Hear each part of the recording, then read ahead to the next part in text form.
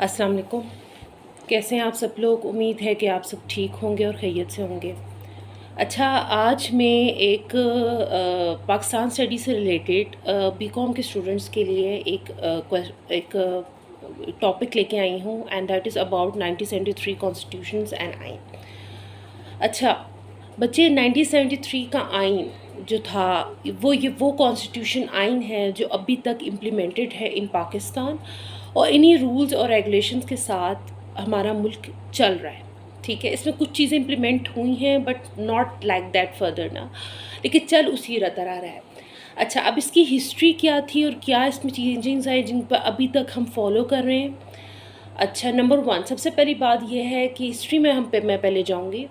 1969 में ये लॉ जो था वो जनरल याया खान ने इसको ख़त्म कर दिया। आपको पता है जब मुल्क में मार्शल लॉ आता है ना, तो एक आइन जो होता है ना, मार्शल लॉ का मकसद ये होता है कि जब वो मार्शल लॉ जब एक जगह पे लग जाए तो उसका मतलब होता है कि वहाँ वो आइन जो पहले इम्प्लीमेंट था ना, उसको वो सस्पेंड हो गया। अच्छा अच्छा, उसके बाद फिर 1970 में जनरल अयूब खान ने एक कॉन्स्टिट्यूशन आइन इम्प्लीमेंट किया, और वो था 1973 का आइन।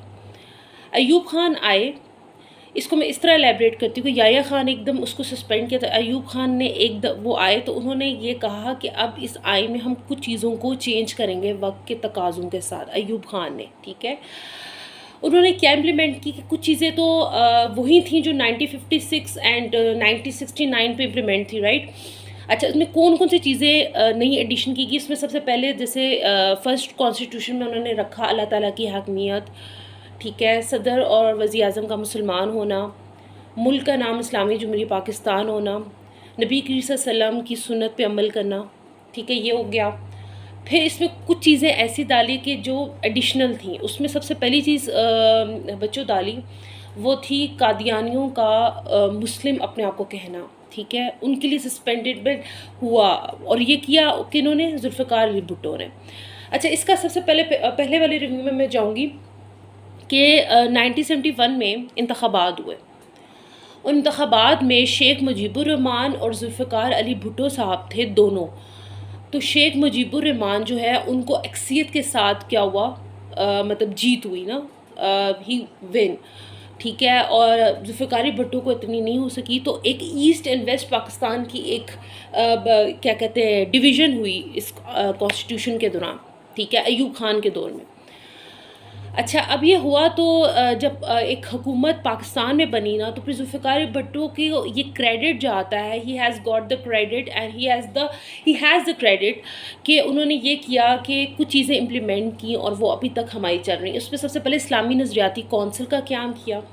इस्लामी नज़रियाती कौंसिल का क़याम का मतलब था कि एक ऐसा शरई लॉ होना चाहिए जो इस्लामी रूल्स रेगुलेशंस को मुल्क में इम्प्लीमेंट करे, ठीक है। अच्छा, उसके बाद एक और चीज़ उन्होंने ये की कि जो अभी मैंने कादियानियों का बताना चाहा कि वो जो हमारे मुल्क पे रह रहे थे उनको उन्होंने गैर मुस्लिम करार दे दिया और उनको कोई फंडामेंटल राइट्स नहीं दिए जुल्फ़िकार भुट्टो ने कि वो किसी चीज़ का भी मुल्क में फ़ैसला कर सके, मीन्स यानी दीन के मामले में, नमाज पढ़ने में और इन ऑल डैट ना, ठीक हो गया। अच्छा, उसके बाद मैं आ जाती हूँ, इसको मैं इजी वे से प्लेटफॉर्म पे आपको बता रही हूँ ताकि आपको समझ आए।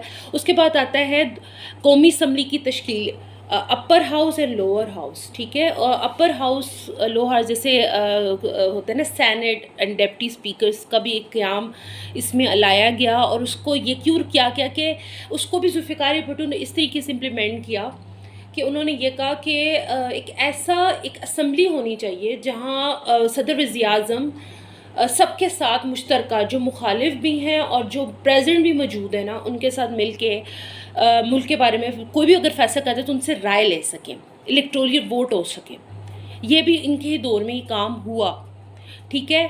फिर बुनियादी फंडामेंटल राइट्स का कानून भी, आइन का कानून, जो फंडामेंटल राइट्स बेसिक हकूक़ थे ना, उन हकूक़ की भी तश्कील जो है वो इस आइन में हुई, ठीक है।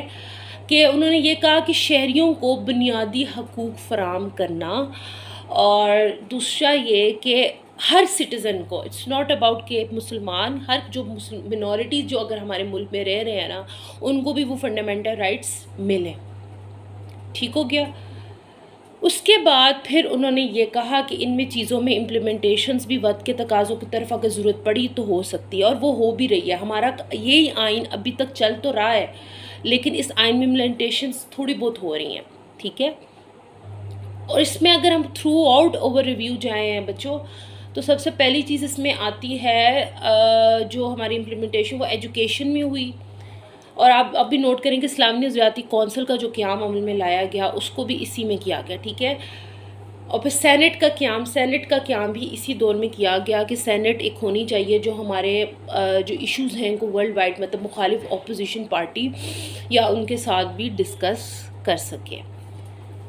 ٹھیک ہو گیا. اس کے بعد پھر یہ کہ یہ چیزیں ساری اس پہ ایڈڈ ہیں. ٹھیک ہے. تو یہ چیزیں انہوں نے رکھی، اور اس میں سب سے زیادہ جو ہائی لائٹڈ تھا ایشو بچوں وہ تھا ایسٹ اینڈ ویسٹ پاکستان کی ڈویژن اور الیکشنز، جن کی وجہ سے بنگلہ دیش ہم سے الگ ہوا اور شیخ مجیب الرحمان بھاری اکثریت سے ملک کے ادھر بنگلہ دیش کا ایک کانٹیننٹ کے طور پر ہمارے ایک نقشے پہ وہ ہوا.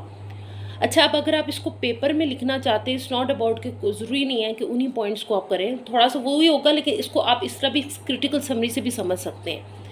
ان کو کچھ اپنے پوائنٹس پہ بھی لیبریٹ کر سکتے ہیں، ان کو ساتھ ساتھ پوائنٹ پہ لکھتے جائیں گے. تو یہ ان میں چیزیں ہوئیں. کچھ چیزیں تو وہ ہی تھی کہ صدر وزیر اعظم کا مسلمان ہونا، اللہ تعالیٰ کی حاکمیت، supremacy of Allah and all that. لیکن اس میں کچھ چیزیں ایڈ اس طرح ہوئیں کہ ان میں کچھ فنڈامنٹل رائٹس کو ایڈ کیا گیا. اور اگر آپ 1956 کے آئین کے ساتھ اس کو امپلیمنٹ کریں تو اس میں سب سے پہلا آئین آیا اسلامی نظریاتی کونسل کا قیام. اسلامی نظریاتی کونسل کا قیام، اس کے بعد آ جاتا ہے اقلیتوں کا، منورٹیز کو بھی تحفظ، اور دوسری بات ہے قادیانیوں کا ایک غیر مسلم یا غیر شریک کرنا، اور قومی اسمبلی سینٹ کی تشکیل دینا. ٹھیک ہے. تو اور بیسک فنڈامنٹل رائٹس، یہ بیسک پوائنٹس تھے اس کے 1973 کے آئین کے مطابق. اصل میں ذوالفقار بھٹو کا مقصد یہ تھا کہ وہ یہ چاہتے تھے کہ ایک ایسا آئین تشکیل پائے جو ہر کسی کے حقوق کا تحفظ رکھتا ہو. سمجھ آئیے آپ کو میری بات؟ مینس میرے کہنے کا مقصد یہ ہے کہ کوئی ایسا آئین ہونا چاہیے جس میں سب کے فنڈامنٹل رائٹس کو رکھا جائے اور انہیں پر امپلیمنٹ کیا جائے. ٹھیک ہے. تو یہ میں نے آپ لوگوں کو شارٹ ریویو میں سمجھانا چاہا ہے. امید ہے کہ آپ کو سمجھ آئی ہوگی. یہ کوئی اس پہ ریویوز کو سمجھ پوائنٹس امپلیمنٹیشنس ضروری نہیں ہوتا کہ آپ ان پوائنٹس کا، اگر پیپر میں یہ کویسچن اگر ان کیس آتا بھی ہے تو اس کو آپ اس طریقے سے لکھ سکتے ہیں کہ انہی پوائنٹس کو آپ اپنے ورڈز پہ امپلیمنٹ کر کے ایڈیشن اس کے اندر ڈالتے جائیں تو خود بھی آپ کو سمجھ آئے. جیسے میں نے ابھی آپ لوگوں کو بیسک فنڈامنٹل رائٹس کا بتایا، مطلب اس کا اسلامی مشاورتی کونسل کا بتایا، تو ان چیزوں کو آپ اس کے ساتھ ایڈ کر سکتے ہیں. ٹھیک ہے. تو ہوپفلی آپ کو اس کا شارٹ ریویو میں سمجھ آ گیا ہوگا. 1973 کے آئین کے کانسٹیٹیوشن کے بارے میں نے ریویو دینا چاہا ہے. تو چلیں پھر انشاءاللہ میں ایک اور ٹاپک کے ساتھ آپ کی خدمت پہ حاضر ہوتی ہوں. بہت بہت شکریہ. ٹھیک ہے. اور اگر کوئی چیز آپ نے پوچھنی ہے then let me ask in a text message. Okay. Thank you so much. اللہ حافظ.